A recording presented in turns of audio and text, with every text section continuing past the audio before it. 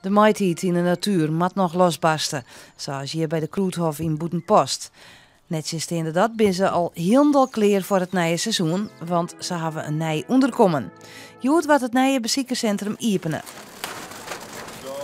Dus beziekers die binnen ook steeds veel eisender. En ons hockeyboel wat we hier, mensen kennen dat vast nog wel, dat is weer niet meer van deze tijd. En mensen willen echt meer zien, willen meer informatie hebben, betere informatie hebben.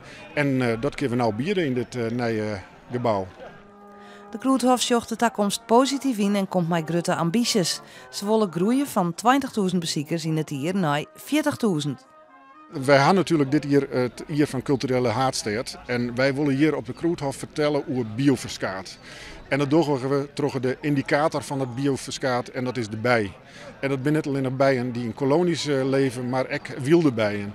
En die krijgen een bijzonder plak hier op de tuin. Wij organiseren bijensafaris, wij maken een bijenoratorium.